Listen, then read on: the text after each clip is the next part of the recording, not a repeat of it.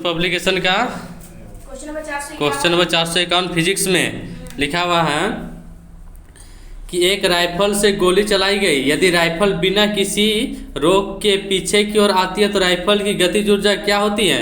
Rifle की गतिज ऊर्जा गोली से कम होगी। तो गोली गतिज ऊर्जा के बराबर की कम? गोली गतिज ऊर्जा से कम होगी। Option number B. Next question, question number 452। Question में लिखा हुआ है कि द्रव्यमान और त्वरण के गुणनफल को क्या कहा जाता है? द्रव्यमान गुणा त्वरण m इंटू ए, क्योंकि F बल का कहा जाता है। F बराबर क्या होता है? ma। Next question 453। निम्नलिखित में से कौन सा उदाहरण न्यूटन की गति के विषयक तृतीय नियम की व्याख्या करता है? तो ये पहला नियम, दूसरा नियम, तीसरा नियम के बारे में बताए थे कि क्या याद रखना है।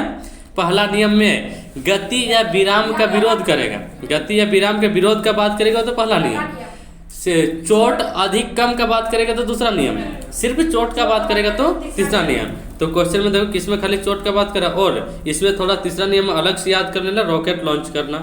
ये रॉकेट लॉन्च करना भी गति के तृतीय नियम का आधारित है और संवेग संरक्षण का नियम भी इसी पर आधारित है। ठीक है, देखो ऑप्शन बी में लिखा बस के अचानक चलने पर यात्रियों को पीछे की ओर झटका लगना है। ये विरामावस्था में था व्यक्ति, अचानक खुल पड़ा यानी गति में हो गया, तो विराम का विरोध किया ना गति, तो विराम का विरोध किया तो कौन सा नियम? पहला नियम।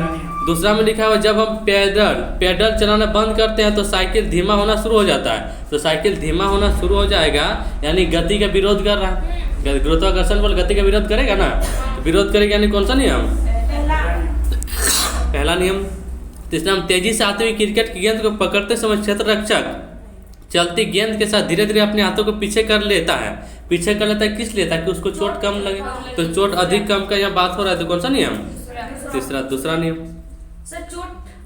चोट अधिक कम का बात होता है ना, हाथ को पीछे कर लेना, तो दूसरा नियम। Question number 454। जब एक नाविक आगे की दिशा में कूदता है तब नाव पीछे की तरफ हट जाती है। यह उदाहरण न्यूटन के कौन से नियम को दर्शाता है? तो जब कोई नाव से व्यक्ति कूदता है तो नाव को चोट मारता है तब तो आगे आ पाता है ना। तो नाव को चोट मारा है, चोट अधिक कम का बात हो रहा है, नहीं सिर्फ चोट मारने का बात हो रहा है तो कौन सा नियम? तीसरा नियम। जब चोट अधिक कम का बात होगा, चोट में अधिक कम, तो अधिक कम का बात होगा तो कौन सा नियम? दूसरा नियम। गति या विराम का विरोध होगा, गति या विराम का विरोध तो कौन सा नियम कहलाएगा? पहला नियम। बाकी सारा उदाहरण इसी से हो जाएगा, थोड़ा सा दिमाग लगा के। Question number 455। रॉकेट लॉन्चिंग को कौन सा आधारित रॉकेट लॉन्चिंग कौन से नियम पर आधारित है? तो न्यूटन के गति का तीसरा नियम पर आधारित, चाहे इसको हम लोग संवेग संरक्षण का नियम भी बोलते हैं। Question number 456। दोनों वस्तुओं के मध्य का बल हमेशा बराबर और विपरीत होता है। यह विचार न्यूटन के किस नियम से दिया गया है? तो तीसरा नियम। जितना बल हम लोग इधर से लगाएंगे उतना ही बल उधर से भी लगेगा, लेकिन दोनों बल विपरीत दिशा में लगेगा। एक पॉजिटिव तो क्या होगा? नेगेटिव होगा। 457। जब एक स्थिर बस चलना प्रारंभ करती है तो उसमें खड़े व्यक्ति पीछे की ओर गिर जाता है। निम्नलिखित में से कौन सा नियम इस परिस्थिति की व्याख्या करता है? पहला नियम। गति विराम का विरोध कर रहा है तो पहला नियम। 458। एक व्यक्ति स्थिर पानी में नाव पर खड़ा है। यदि नाव तट की ओर चलता है तो नाव क्या होगा? नाव तट से दूर चली जाएगी, यानी वो कूदेगा अगर व्यक्ति नाव से किनारे में तो नाव किधर जाएगा? तो तट से दूर चली जाएगी। Question number 459। जब एक बंदूक से गोली दागी जाती है यानी छोड़ी जाती है तो बंदूक विपरीत दिशा में धक्का लगाती है। यह न्यूटन का कौन सा नियम? तो तीसरा नियम। एक्शन एवं विपरीत रिएक्शन, तीसरा नियम। Option number B. Question number 460 में लिखा हुआ है न्यूटन का गति का तीसरा नियम निम्नलिखित में से किस स्थिति पर लागू होता है? तीसरा नियम किस स्थिति पर लागू होगा? जब कोई व्यक्ति नाव से नदी किनारे कूदता है तो नाव पीछे की ओर हट जाती है, यही तो है तीसरा नियम। Question number 461। निम्नलिखित में से कौन सा न्यूटन गति के तीसरे नियम का उदाहरण है? तो तेजी से आती हुई क्रिकेट की गेंद को पकड़ते समय क्षेत्ररक्षक गतिमान गेंद के साथ धीरे धीरे अपने हाथ को पीछे कर लेता है, कौन सा नियम है? दूसरा नियम। जब हम पैडल चलाना बंद करते हैं तो साइकिल धीमा हो जाता है, कौन सा नियम? पहला, जब एक बस अचानक रुक चलती है तब यात्रियों के पीछे को झटका लगता है, कौन सा नियम? पहला नियम। रॉकेट लॉन्च करना, तीसरा नियम। बल की परिभाषा 462, बल की परिभाषा किसके आधार पर व्याख्यायित किया गया है? बल का परिभाषा न्यूटन की गति का पहला नियम, और दूसरा नियम से बल का फॉर्मूला मिलता है F बराबर ma। तीसरा नियम में बल की प्रकृति। क्वेश्चन नंबर 463, न्यूटन की गति के प्रथम नियम किस अन्य नाम से जाना जाता है? तो जड़त्व का नियम, चाहे गैलीलियो का नियम, चाहे इसमें से बल का क्या मिलता है? परिभाषा मिलता है। क्वेश्चन नंबर 464, किसी भी क्षण, अच्छा इसमें कुछ लिखा हुआ है 463 का डेफिनेशन में, न्यूटन की गति के प्रथम नियम को जड़त्व का नियम भी कहा जाता है। न्यूटन की गति के विषय में 3 नियम है। प्रथम नियम को जड़त्व का नियम कहते हैं, दूसरा नियम को संवेग का नियम, तृतीय नियम को क्रिया प्रतिक्रिया नियम। क्वेश्चन नंबर 404, यदि किसी भी क्षण 464, किसी भी क्षण किसी रॉकेट के त्वरण निर्वासित गैसों के वेग की घात nth के समानुपाती होता है, तो यहाँ n का मान क्या हो सकता है? तो n का मान हमेशा कितना होगा? 1 होगा। रॉकेट न्यूटन, देखो रॉकेट न्यूटन की गति के तीसरे नियम पर कार्य करता है। रॉकेट के भीतर एक कक्ष में ठोस या तरल ईंधन हो सकता है। ठोस या तरल ईंधन को ऑक्सीजन की उपस्थिति में जलाया जाता है। उससे उच्च दाब पर गैस उत्पन्न होती है। यह गैस पीछे की ओर तीव्र वेग से निकलती है, अतः निकलने वाली गैस की गति रॉकेट की गति के समान विपरीत दिशा में होगा। इसलिए रॉकेट लॉन्चिंग में n बराबर कितना होगा? 1 होगा। तो रॉकेट की गति समानुपाती होता है गैस की चाल के घात का 1, जहाँ n बराबर कितना होगा? 1 होगा। क्वेश्चन नंबर 465, एक 70 kg का आदमी 50 न्यूटन के बल से एक 50 kg का आदमी को धक्का देता है, तो 50 kg वाले आदमी ने दूसरे व्यक्ति कितने बल से धक्का देगा? तो वो भी 50 न्यूटन से ही धक्का देगा, क्योंकि एक्शन रिएक्शन में बल क्या होता है? एक समान होता है। न्यूटन के नियम कणों के लिए अच्छे सिद्ध नहीं होते हैं। न्यूटन के नियम कणों के लिए अच्छे सिद्ध नहीं होते हैं। ये प्रकाश के वेग के साथ तुल्य वेग में गति करने पर हम लोग को पता चला है। न्यूटन के नियम कणों के लिए अच्छे सिद्ध होते हैं क्या? नहीं होते हैं।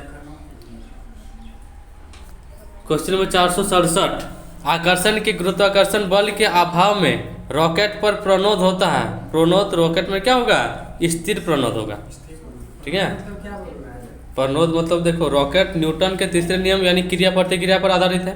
रॉकेट के भीतर एक कक्ष में ठोस या तरल ईंधन को ऑक्सीजन की उपस्थिति में जलाया जाता है, जिससे उच्च दाब पर गैस उत्पन्न होता है। यह पीछे की ओर एक संकरे मुंह से तीव्र वेग के साथ बाहर निकलती है, जिसके फलस्वरूप जो प्रतिक्रिया उत्पन्न होती है वह रॉकेट को तीव्र वेग से आगे की ओर धकेलती है।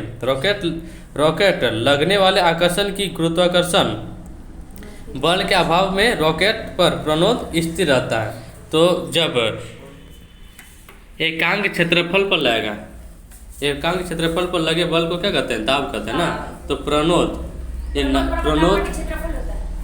बराबर लंबवत लगेगा, उसको प्रणोद बोलते हैं। उसका फॉर्मूला है ना, दाब को प्रणोद बोलते हैं। दाब एकांक क्षेत्रफल पर लगे प्रणोद बोलते हैं। हाँ, तो ये बल जो लगेगा वो लंबवत लगेगा। लंबवत बल को हम लोग प्रणोद कहते हैं। क्वेश्चन नंबर 468, लेकिन स्थिर या गतिज अवस्था में परिवर्तन का विरोध करने की एक वस्तु की प्रवृत्ति को क्या कहा जाता है?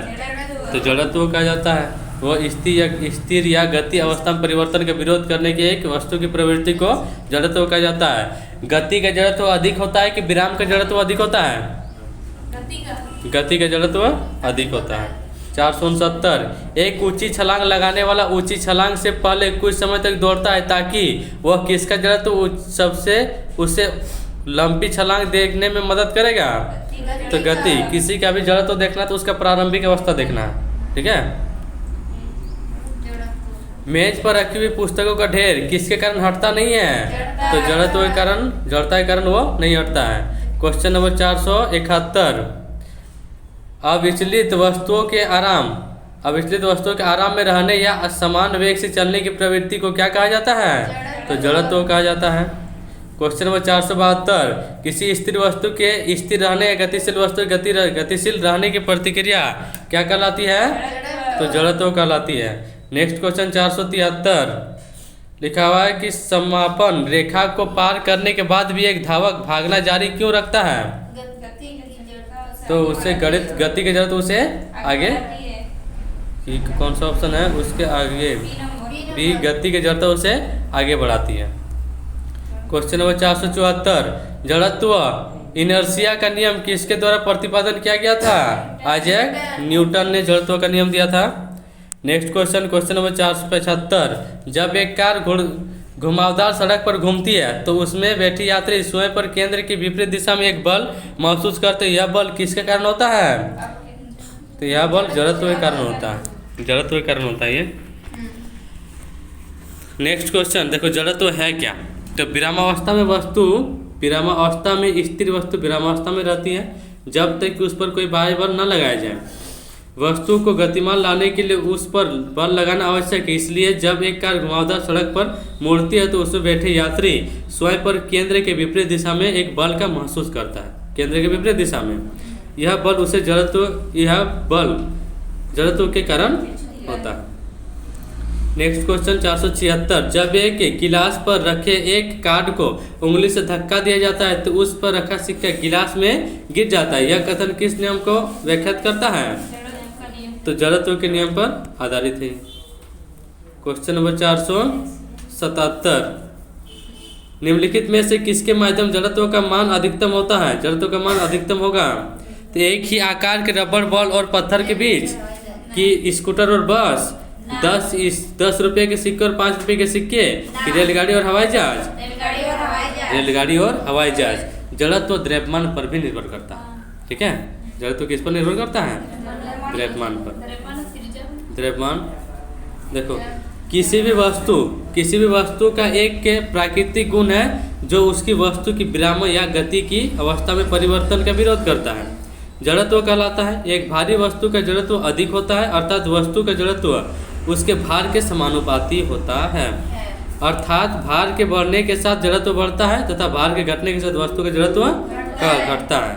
उदाहरण के लिए रेलगाड़ी, हवाई जहाज, बस आदि भारी वाहन है जिसके जड़त्व का मान सबसे अधिक होगा। भार जितना ज़्यादा होगा जड़त्व उतना ज़्यादा अधिक होगा। नेक्स्ट क्वेश्चन, बल समीकरण में F बराबर क्या होता है? Ma होता है द्रव्यमान गुना त्वरण। नेक्स्ट क्वेश्चन 479, 10 न्यूटन का और 5 न्यूटन की दो बल एक वस्तु पर एक ही दिशा में लगाए जाते हैं तो वस्तु पर कार्यरत कुल बल कितना होगा? तो 10, 5, 15। एक ही दिशा में लग रहा है इसलिए ऐसे हो रहा है। जब अलग अलग दिशा में लगाया जाता है, कोई पूरब की दिशा में कोई पश्चिम की दिशा में, तो माइनस नहीं होता है, तब उसको निकालना पड़ता है समकोणीय, हाँ समकोणीय एकांक सदिश से निकालना, समकोणीय से यानी बीजगणित से निकालना पड़ता है। हाँ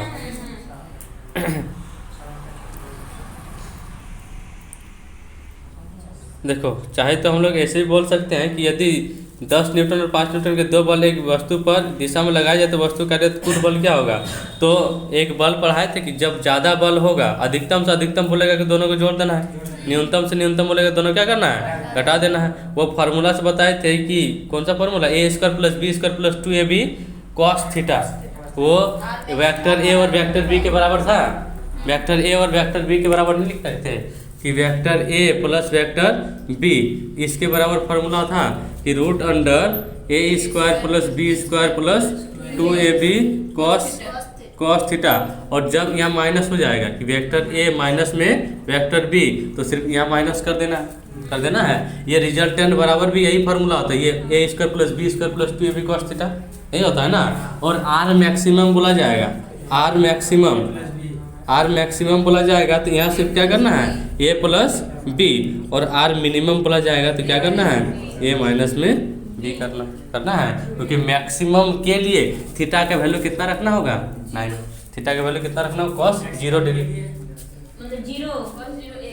कॉस 0 रखना होगा, तो 0 रखेंगे तो ये तो गया, तो ए बी बचा, A square plus B square plus 2ab, तो इसको ए प्लस बी का होल स्क्वायर करते हैं, स्क्वायर से रूट कटेगा तो क्या बचेगा ए प्लस बी।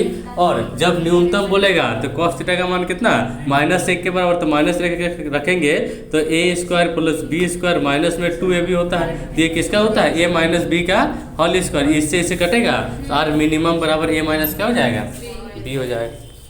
नेक्स्ट क्वेश्चन 480 लिखा हुआ, यदि एक m द्रव्यमान वाली वस्तु को जमीन से h ऊंचाई पर उठाया जाता है तो इस क्रिया के लिए बल की आवश्यकता होती है। वस्तु को उठाने के लिए आवश्यक न्यूनतम बल कितना होना चाहिए, तो जितना वस्तु का द्रव्यमान है उससे उतना तो लगाना है, न्यूनतम बल उतना लगाना है तभी वो उठेगा। अगर 10 किलो का वस्तु है, हम लोग 5 किलो 10 न्यूटन का वस्तु है, हम लोग 5 न्यूटन बल लगा रहे, उठेगा कभी नहीं उठेगा। तो जितना उसका वजन है उतना न्यूनतम बल हम लोग को लगाना होगा, यानी वस्तु के वजन का बराबर, तब जाके कॉस्टम वस्तु उठेगा। अब देखो 481, m द्रव्यमान की कोई वस्तु जो a त्वरण से गतिशील है उस पर प्रयुक्त बल क्या होगा, F बराबर ma, m इंटू ए होता है, तो ऑप्शन सी। क्वेश्चन नंबर 482, जब किसी प्रतिरक्षा बल F को विपरीत दिशा में लगाया जाता है तो दोनों वस्तुओं के बीच का कोण, जब विपरीत दिशा में होगा तो विपरीत दिशा में कोण कितना होगा 180 डिग्री। एक ही दिशा में होगा तो एक ही दिशा में क्या होगा, तो एक ही दिशा में 0 डिग्री हो जाएगा। लंबवत होगा तो कितना डिग्री 90 डिग्री होगा। तो सबसे अधिकतम बल कब बोलेंगे, कब हुआ है, लंबवत में एक ही दिशा में कि अलग अलग दिशा में, विपरीत दिशा में, एक ही दिशा में सबसे ज़्यादा होता है। नेक्स्ट क्वेश्चन 483, निम्नलिखित में से कौन सी भौतिक इकाई एक वस्तु की स्थिर या एक समान गतिशील स्थिति को बदलती या बदलने का प्रयास करती है, तो बल ही बदलने या बदलती या बदलने का प्रयास करती है ना। क्वेश्चन नंबर 484, कोई वस्तु सतत चाल से गति कर रही है, जब इस पर कोई क्या ना लगे, जब तक कोई बाह्य बल नहीं लगेगा तब तक ये सतत चाल से चलते रहेगा, वही है। 485, निम्नलिखित में से कौन सा प्रकृति में कभी अकेला नहीं होता है, तो कौन सा कभी अकेला नहीं होता है, तो बल अकेला नहीं होता, क्योंकि बल बराबर द्रव्यमान गुना क्या होता है त्वरण, द्रव्यमान और त्वरण रहेगा तो ही बल लगेगा, नहीं तो नहीं लगेगा। 486, निम्नलिखित में से कौन सा एक वस्तु पर लागू संतुलित बल का प्रभाव है। संतुलित बल यानी एक वस्तु की आकृति में परिवर्तन, संतुलित बल का एक वस्तु की आकृति में परिवर्तन, तो आकृति में परिवर्तन होगा, इसको हम लोग क्या बोलेंगे, संतुलित बल का प्रभाव है। एक वस्तु की स्थिति अवस्था में परिवर्तन ये नहीं है। देखो, यदि एक वस्तु पर लगने वाले सभी बलों का परिणामी बल शून्य हो, यदि एक वस्तु पर लगने वाले सभी बलों का परिणामी बल शून्य हो तो वस्तु पर लगने वाला बल को संतुलित बल कहते हैं। एक वस्तु पर लागू संतुलित बल के प्रभाव में हमेशा वस्तु की आकृति में परिवर्तन होता है। संतुलित बल में हमेशा, हाँ, संतुलित बल में संतुलित प्रभाव में हमेशा वस्तु की आकृति में परिवर्तन होता है। जगह चेंज नहीं होगा, उसका आकृति में सिर्फ परिवर्तन होता है, हमेशा उसकी आकृति में परिवर्तन होता है। संतुलित बल में आकृति चेंज हो जाएगा, ये कैसे हो सकता है? यदि किसी वस्तु पर लगने वाले सभी बलों का परिणामी बल शून्य हो तो वस्तु पर लगने वाले बल को संतुलित बल कहते हैं।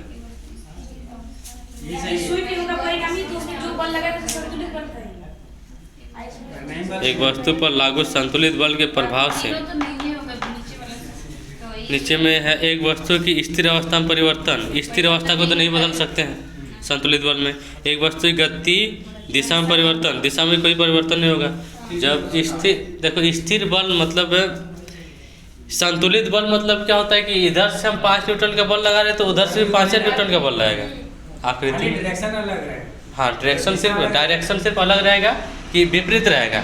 इधर से दीवार पर अगर 5 न्यूटन का बल लगा रहे हैं तो दीवार पे हम पे कितना न्यूटन का बल लगाएगा, 5 न्यूटन का। तो अवस्था में तो कोई परिवर्तन नहीं होगा। स्थिर अवस्था में स्थिर अवस्था में कोई परिवर्तन होगा, नहीं होगा। स्थिर अवस्था में परिवर्तन नहीं होगा। तीसरा में है एक वस्तु गति की दिशा में परिवर्तन, तो गति की दिशा में तो कोई परिवर्तन नहीं होगा।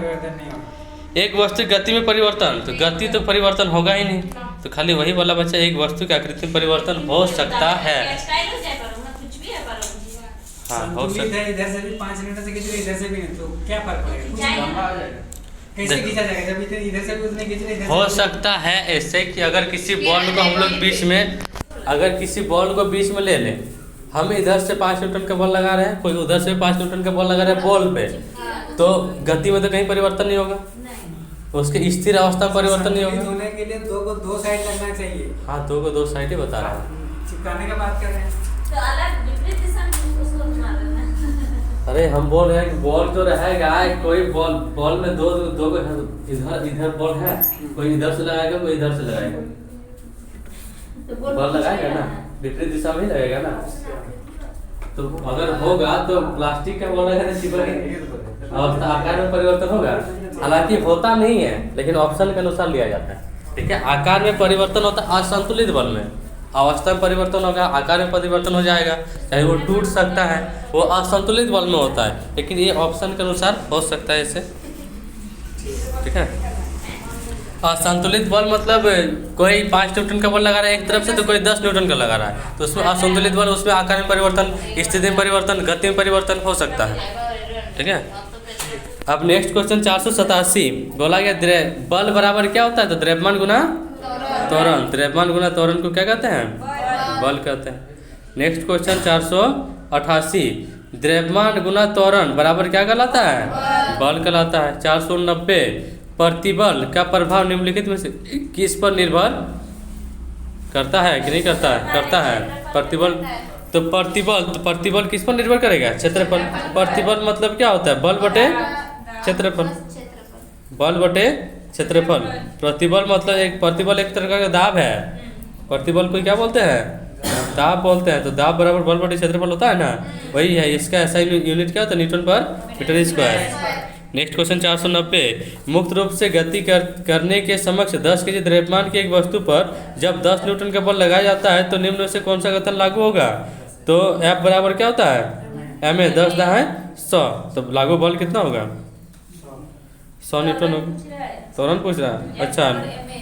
F बराबर MA, F दिया हुआ है ना, F बराबर MA, तो F दिया हुआ है 10 न्यूटन बराबर MP 10 दिया हुआ है। ये पूछ रहा है 10 गया तो कितना बचेगा, 1 बचेगा, 1 मीटर पर second square. Option number C, option number C ना। हाँ, नेक्स्ट क्वेश्चन 491 यदि एक वस्तु दोनों सिरों से पकड़कर खींची जाती है तो उस पर लागू बल को क्या कहते हैं। तो खिंचाव बल बोलेंगे, खींच रहे हैं यानी खिंचाव बल।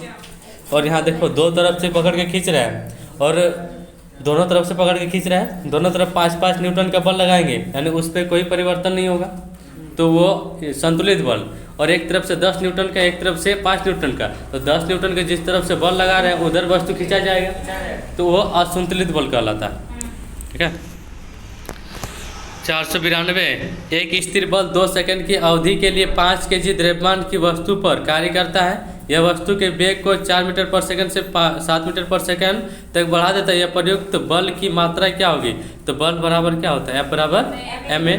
M दिया हुआ है 5 इंटू M कितना है, 5 है ना, M 5 है, तो 5 इंटू A V-U/T यानी 7 में से 4 घटाएंगे तो 3 को 2 से 1.5, पॉइंट को हटा 15 × 5 यानी 7.5 न्यूटन का बल लगेगा।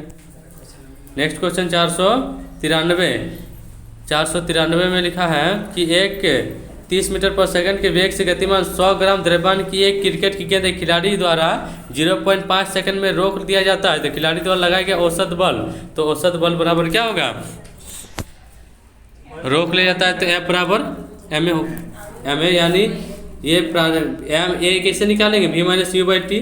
तो प्रारंभिक वेग का उसका कितना था, बॉल का 30 माइनस अंतिम वेग रोक लिया तो 0 बटे में 0.05, पॉइंट घटा ऊपर 0, 5 चौक 30 यानी 600।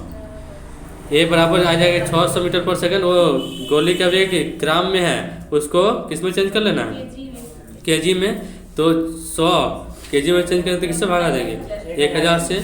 यहाँ 2 को 0 गए यानी 60 न्यूटन, और 60 न्यूटन विपरीत दिशा में बल लग रहा है यानी क्या हो जाएगा, रोक रहा है। तो रोक रहा है यानी गति की विपरीत करें तो माइनस में होगा ना, minus 60 Newton. Next question 494 2 KG की वस्तु 4 मीटर पर सेकंड के त्वरण से गति कर रहा है, तो इस पर लगने वाला बल है बराबर हमें 4 दूनी 8 न्यूटन हो जाएगा। क्वेश्चन नंबर 495 100 केजी द्रव्यमान के एक पिंड की गति 5 सेकंड में 5 मीटर पर सेकंड से 1 मीटर पर सेकंड 15 मीटर पर सेकंड हो जाती है, तो उस पर एक समान त्वरण आरोपित है। पिंड पर आरोपित बल का मान क्या होगा? तो बल का मान F बराबर m में m का मान कितना है? 100 है, इंटू a का मान, तो a का मान b माइनस u बट्टी, तो 15 में 10 गया तो 15 5 गया तो 10 बट्टे में नीचे 5, तो 5 से 5 दूनी 10, तो 100 दूनी 200 न्यूटन की जूल। न्यूटन बल का ऐसा यूनिट क्या होता है? न्यूटन। क्वेश्चन नंबर 496, 20 केजी द्रव्यमान वाली वस्तु का 4 मीटर पर सेकंड के त्वरण के साथ हस्तांतरण होता है, उस पर लगने वाला बल क्या होगा? 20 4 80। एफ भी दिया हुआ है, एफ भी दिया हुआ है, एफ बराबर एम और ए दोनों दिया हुआ है, एफ बराबर एम लग निकाल दो। Question number